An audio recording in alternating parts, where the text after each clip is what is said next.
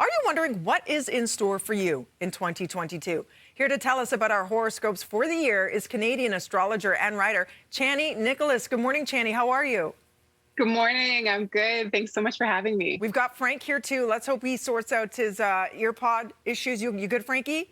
I'm good. Okay. I can hear you right now. Perfect. Of course, yeah. Okay, so let's talk about, for people who aren't familiar with horoscopes, what are they?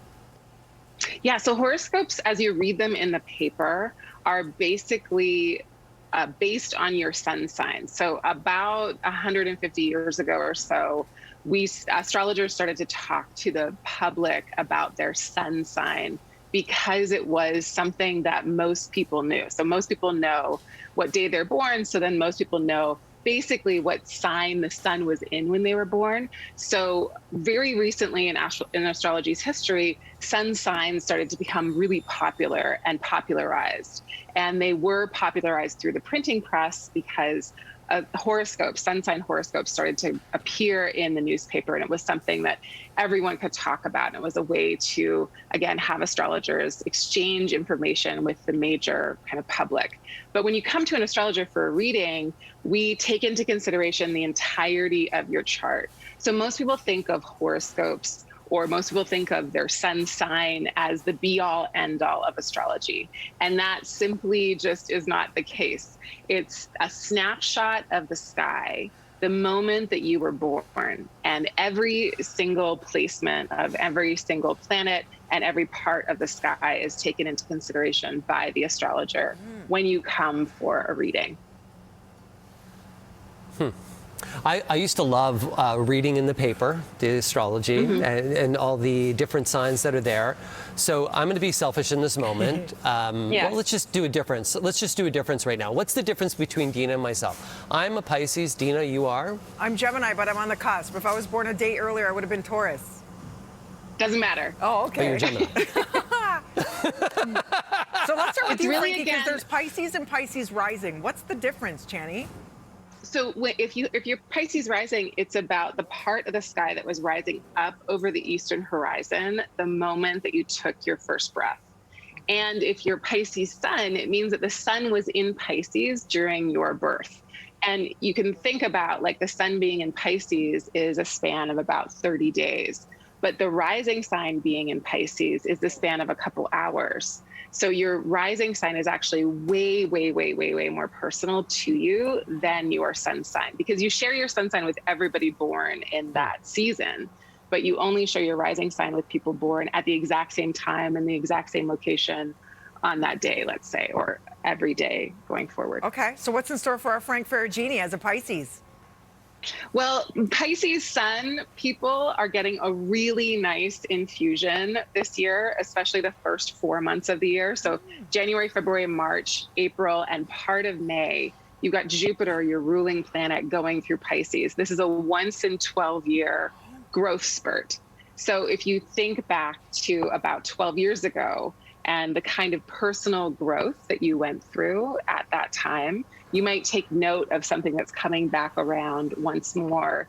And I would generally say that this is a year, or this first part of the year, is a time for you to feel at ease and to feel like you can accept the goodness, the sweetness, and the well-being in your life. I would say to, as much as you can, open up and relax to what's already there. It's not necessarily about efforting, but it is about, as you're so good at doing, really kind of like going with the flow and allowing there to be more abundance to move through you and to you. As a fish does through water, Frankie. I love that. Before we answer viewer questions after the break, Okay. I do want to ask you, Chani, how did you end up getting in the loop of all things O Magazine Online to be their go-to astrologer? Because we know there's a ton of them out there who do what you do. So how is it that you were the one selected by Oprah's team to be the astrologer online?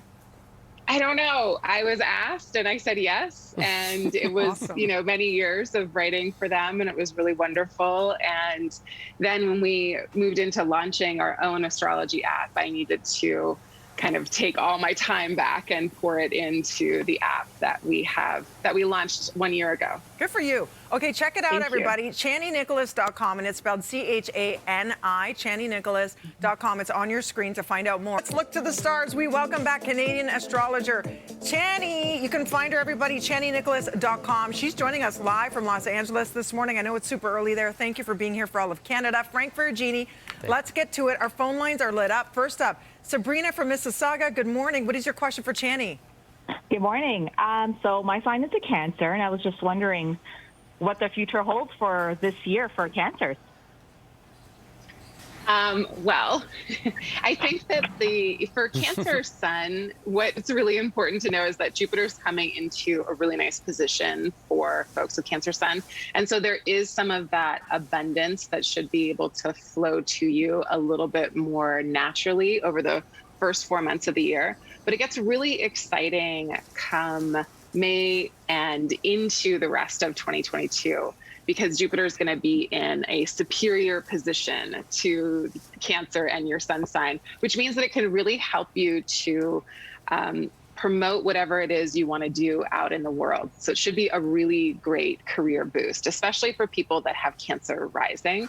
But I think also to some degree, people with Cancer sun will also feel that kind of career boost, or at least a little bit of a positionality boost in the world.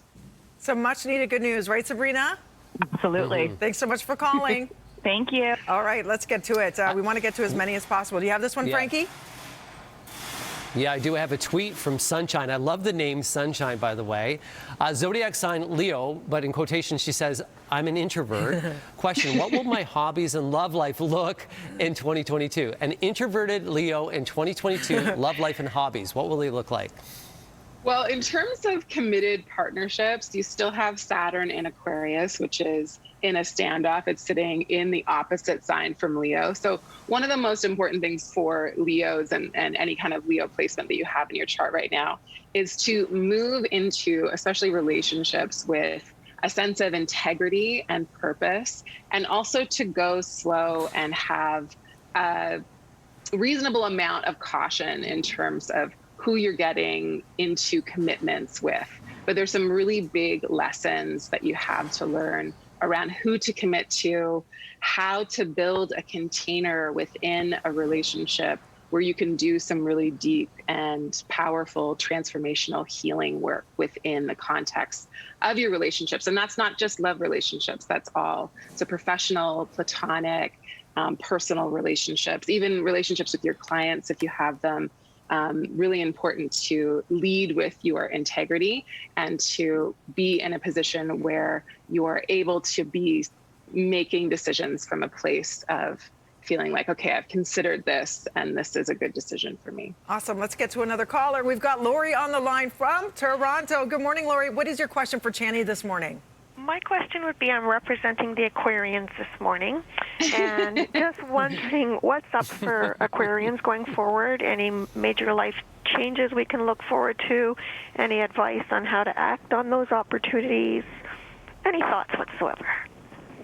Yeah, like what I was just saying before, Saturn is still in Aquarius. This is the last year and some of this transit. So the main thing for you to focus on is your responsibilities, how to be accountable, how to be reliable, and how to commit to the most important and essential things in your life. Really getting down to brass tacks about what is important for you and what is not, and being able to clarify and separate those things is going to be the most kind of transformational lesson, or one of the most transformational lessons for you this year.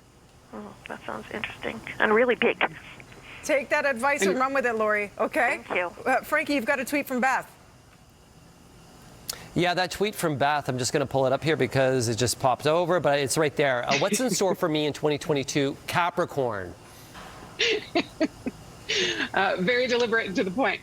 Okay, I don't know. That's me. It's if your sun is in Capricorn, then you've got a couple of interesting things happening. One of them is that Jupiter is moving through your third house of communications, if you're Capricorn rising, especially important for you.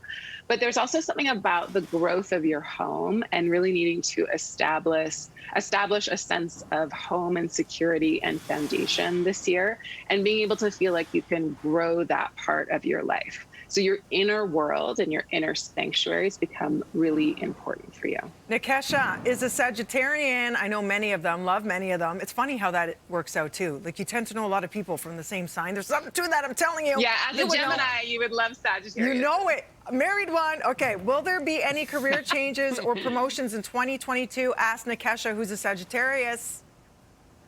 I mean, maybe, you know, like, these are really general questions. I don't have your chart in front of me.